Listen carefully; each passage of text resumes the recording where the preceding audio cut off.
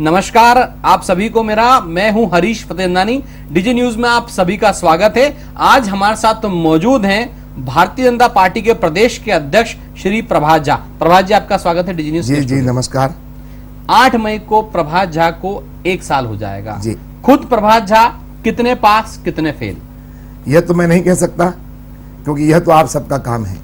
मैं पास हुआ हूं, फेल हुआ हूं या मुझे और मेहनत करनी है, मैं तो सिर्फ इतना जानता हूं कि मेरे पास राजनीतिक कार्यकर्ता के नाते, पार्टी के निष्ठावान कार्यकर्ता होने के नाते जो दायित्व दिया है उसके साथ न्याय कर सकूं, और न्याय किया कि नहीं किया यह आप सभी अंदाज लगा सकते हैं। प्रभात ने अपनी परीक्षा दी, उस परीक्षा का परिणाम घोषित करने आ रहे हैं राष्ट्रीय संगठन मंत्री श्री रामलाल जी। उसमें कितने नंबर पाएंगे प्रभात झा? देखिए, रामलाल जी रूटिंग में आ रहे हैं। रामलाल जी हमारे संगठन महामंत्री अखिल भारतीय, वो हर प्रांत में जाते हैं और उनके आने के बाद सारे संगठनों की बैठक होती है, हमारे सभी वर्गों की बैठक होती है। पहले पदाधिकारियों की बैठक होगी, मोर्चा प्रमुखों की बैठक होगी, इस तरह से तमाम 5-7 बैठकें रखी हैं। रामलाल जी प्रचारक के नाते हमारे संगठन महामंत्री हैं, इंस्पायर करते हैं वो, और इसलिए उनका आना रूटिंग है। वो ना मुझे पास करने आएंगे ना फेल करने आएंगे। पहली बार हो रहा मध्य प्रदेश में, इसके पहले कभी रामलाल जी नहीं, इसके पहले बहुत बार रामलाल जी आए हैं। संगठनात्मक पूरी तरह से जानकारी लेने वे ही आते हैं। प्रभात जी, हर 1 तारीख को खुद शिवराज सिंह चौहान पार्टी कार्यालय में बैठेंगे और कार्यकर्ताओं से मिलेंगे। यह निर्णय आखिर क्यों लिया गया? क्या कार्यकर्ताओं से दूरी शिवराज सिंह चौहान की, या सत्ता में मुख्यमंत्री बने शिवराज सिंह चौहान को लेकर के कार्यकर्ताओं का आक्रोश? क्योंकि इस समय जो सबसे ज्यादा कार्यकर्ताओं का संपर्क है वो सिर्फ प्रभात झा से है। देखिए, मुझे तो काम दिया गया है, इसलिए शिवराज सिंह जी से आज बीजेपी का नहीं, मध्य प्रदेश का बच्चा बच्चा खुश है, प्रसन्न है। और इसकी अनुभूति अगर उनके साथ आप सभाओं में जाइए तो देखने में आएगा आपको। इतनी मेहनत किसी भी प्रदेश का मुख्यमंत्री नहीं कर सकता। और मैं जहां तक बात कह रहा हूं आपको, उन्होंने कहा है कि मैं बहुत बिजी रहने के कारण आने वाले कार्यकर्ताओं से मिलने में कठिनाई होती है, तो उन्होंने एक निश्चित तारीख तय की है कि श्यामला हिल में जो मुख्यमंत्री निवास है वहां 1 तारीख को सायंकाल 6 से 8 वे कार्यकर्ताओं से, खास करके प्रदेश के पदाधिकारियों से, जिला के अध्यक्ष और महामंत्रियों से, अन्य जो पदाधिकारी हैं उनसे मिलने का समय तय किया है। और ये एक मुख्यमंत्री की कार्यकर्ता की भावना है कि मैं कार्यकर्ता हूं, मैं जानता हूं कि कार्यकर्ता के साथ कैसा बर्ताव, और मैं उनको इस निर्णय के लिए बधाई देता हूं। प्रभात झा जैसी मध्य प्रदेश में आते हैं सबको डंडा लगाते हैं। होर्डिंग बैनर नहीं लगेंगे, विज्ञापन नहीं छपेंगे, मंत्रियों की क्लास, मंत्रियों का रिपोर्ट कार्ड, सारे कार्यकर्ताओं से मिलना, ये जो निर्णय हुआ है, जो मुख्यमंत्री सारे कार्यकर्ताओं से मिलेंगे हर महीने की 1 तारीख को, तो क्या इससे यह अंदाजा लगाया सकता है प्रभात जी कि मध्य प्रदेश में भाजपा का चाणक्य प्रभात झा है और चंद्रगुप्त की भूमिका निभा रहे हैं शिवराज सिंह चौहान? देखिए, न मैं चाणक्य न चंद्रगुप्त, आप क्या सोचते हैं ये आपको अभिव्यक्ति की स्वतंत्रता है, लेकिन मैं यह तय जानता हूं कि शिवराज सिंह जी एक अद्भुत चमत्कारिक कार्यकर्ता हैं।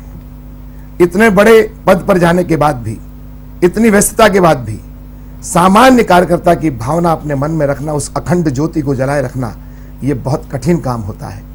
मैं ईश्वर से प्रार्थना करता हूं कि शिवराज जी की वह अखंड ज्योति कार्यकर्ता भाव सदैव जीवित रहे। बात यह है कि उनको चिंता हुई है कि मैं पदाधिकारियों से उतना समय नहीं दे पाता हूं।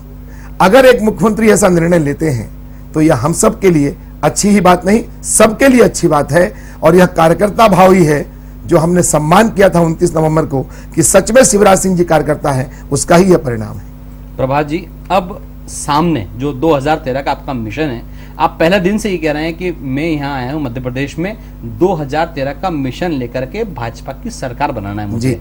अब कांग्रेस ने मान लिया है कि वाकई में प्रभात झा का जो लक्ष्य है वो 2013 है। आपके बढ़ते कदमों को देखते हुए कांग्रेस ने भी चिंता जाहिर की और प्रदेश का अध्यक्ष बनाया है केंद्रीय मंत्री कांतिलाल भूरिया को। क्या लगता है आपको कि भूरिया जी कितने सफल होंगे?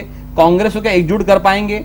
जो मिशन 2013 है आपका, उसमें कहीं ना कहीं खलल पैदा करेंगे भूरिया जी? देखिए, पहली बात तो मध्य प्रदेश में कांग्रेस के पास कोई अध्यक्ष नहीं था, इसीलिए केंद्र के केंद्रीय मंत्री को उठाकर लाए। वो उनकी पार्टी की बात है, किसी को भी बनाए, लेकिन हम सब जानते हैं केंद्रीय मंत्री के रूप में क्या वो सफल मंत्री हैं भूरिया जी? और क्या इसे हम क्या माने? हम तो ये जानते हैं कि अभी कांग्रेस के लोग ही कह रहे हैं, दिग्विजय सिंह के खास, दिग्विजय सिंह जी के हथियार हैं वो, दिग्विजय सिंह जी उनका उपयोग करेंगे। हम नहीं कर रहे, ये उनकी पार्टी है, वो किसी को भी लाए। हम तो दिग्विजय सिंह जी से भी लड़ने को तैयार है। हम ये मानकर चलते हैं कि बैक सीट पर, स्टीयरिंग पर भले ही भूरिया बैठे हों, लेकिन बैक सीट पर, एक्सलेटर पर, ब्रेक पर, सब पर किसका हाथ है? दिग्विजय सिंह जी का हाथ है। इसलिए हम तो लड़ाई दिग्विजय सिंह से लड़ेंगे। प्रभात जी, पहले आपकी आपत्ति थी खुद की कि केंद्र कोई मदद नहीं करता राज्य सरकार को, और 4 केंद्रीय मंत्री यहाँ बैठे हुए हैं, तो उसी वो आपकी सुनवाई को देखते हुए केंद्रीय मंत्री को कांग्रेस का अध्यक्ष बनाया, तो उसमें क्या गलत करा कांग्रेस ने? मैं फिर कहता हूं, चारों मंत्री जाएं, मुख्यमंत्री जी से मिले। मध्य प्रदेश के विकास के लिए हर कदम पर शिवराज जी और भारतीय जनता पार्टी उनके साथ है। कोई भी आए, राजनीति से ऊपर उठकर बात मैं कह रहा हूं, विकास के मामले पर मध्य प्रदेश के लिए जो कहेंगे वो सब करेंगे। लेकिन दुर्भाग्य है कि चारों मंत्री आज तक मध्य प्रदेश के लिए कहीं लड़ाई लड़े, कहीं प्रधानमंत्री के पास गए, कहीं शिवराज जी से आग्रह किया कि शिवराज जी चलिए हम सब मिलकर लड़ते हैं। सवाल यह है, कांग्रेस ने खानापूर्ति की है और आदिवासियों को गुमराह करने की कोशिश की है। मैं पूछना चाहता हूं, शिव भानु सिंह सोलंकी का सपना पूरा क्यों नहीं हुआ? मैं पूछना चाहता हूं, प्यारेलाल जी कंवर भी तो आदिवासी थे। मैं पूछना चाहता हूं, मेरी बुआ जी बीमार पड़ी, बंबई में डली रही, कोई कांग्रेस का नेता उमेश सिंगार जो उनका भतीजा था, उसके सिवा कौन? शिवराज सिंह जी 2-2, 3-3 बार देखने गए। क्या राजनीति में हम ये सब चीजें भूल गए हैं? फिर अब बचे हैं आपके कांतिलाल जी।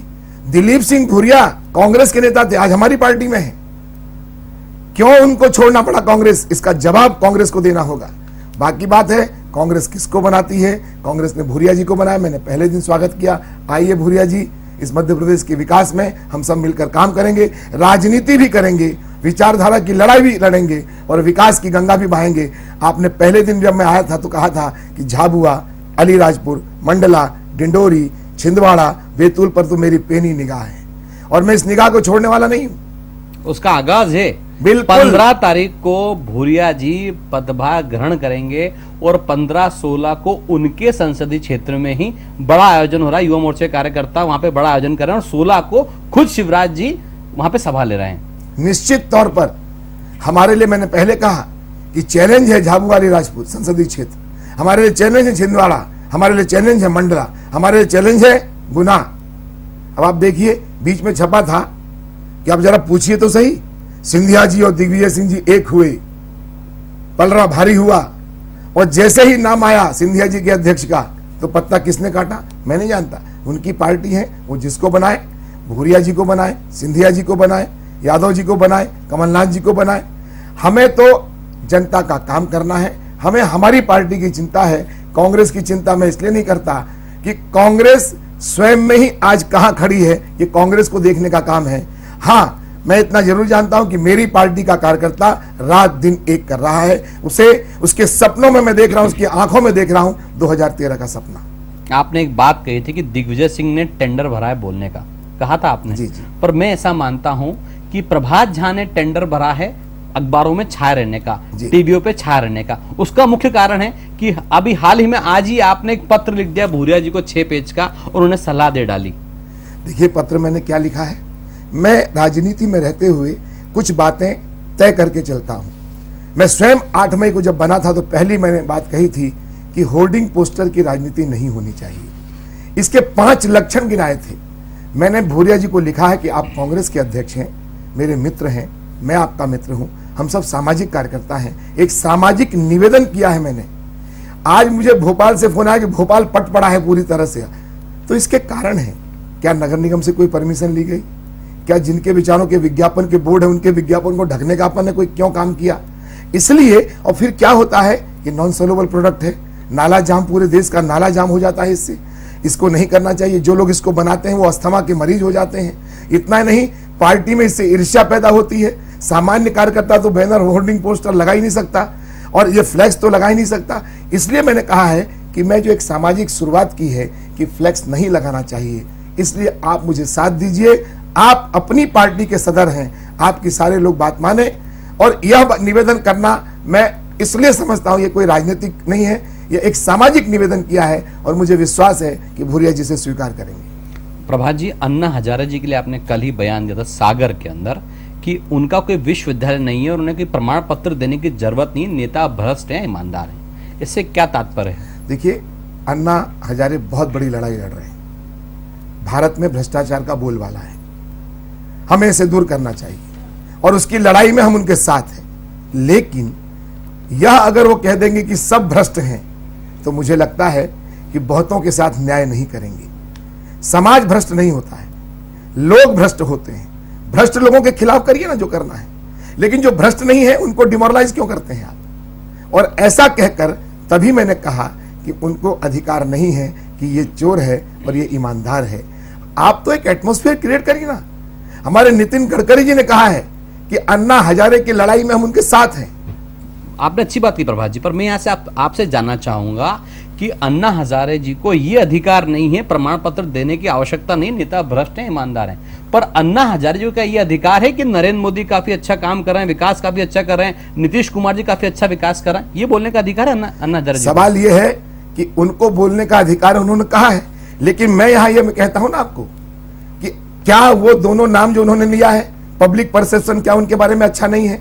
कौन कहता है कि नरेंद्र मोदी जी अच्छे नहीं है? कौन कहता है नीतीश जी अच्छे नहीं है? तीसरी बार सरकार में नरेंद्र मोदी आए हैं। सवाल यह है, मैं इन कारणों से नहीं कह रहा, जब वो शब्द उन्होंने कहा है कि सब भ्रष्ट हैं, इस नाते मैंने निवेदन किया कि अन्ना जी, मैं बहुत सम्मान करता हूं अन्ना हजारे का, इस तरह मत बोलिए, क्योंकि आपने कोई विश्वविद्यालय नहीं खोला है कि यह ईमानदार का सर्टिफिकेट लेगा और यह बेईमान का सर्टिफिकेट लेगा। आपकी हाइट देश में व्याप्त भ्रष्टाचार के कारण हुई है।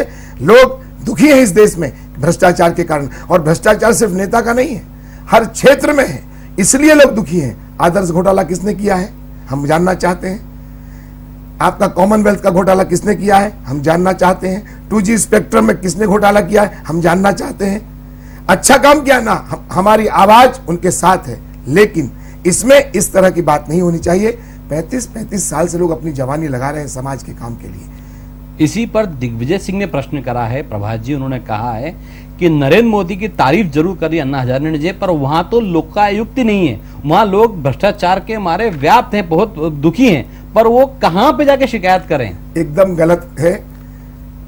आज गुजरात के बारे में कोई ऐसा नहीं कह सकता, इसलिए कि दुनिया जानती है कि नरेंद्र मोदी सबसे पॉपुलर नेता है गुजरात का, और उसका भ्रष्टाचार मुक्त जो शासन है वो एक अपने आप में प्रमाण है वहां पर।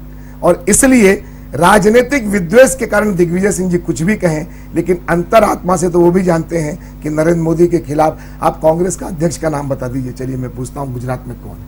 आप नहीं बता सकते, क्योंकि इतनी हाइट हो गई है नरेंद्र मोदी जी की, लोग कांग्रेस की चर्चा नहीं करते। तो क्या ये मध्य प्रदेश में भी ऐसा होगा? निश्चित तौर पर शिवराज सिंह जी जन जन के लोकप्रिय नेता हैं। आने वाले दिनों में कांग्रेस को ढूंढते रह जाओगे जैसी स्थिति होगी। आप जैसी अध्यक्ष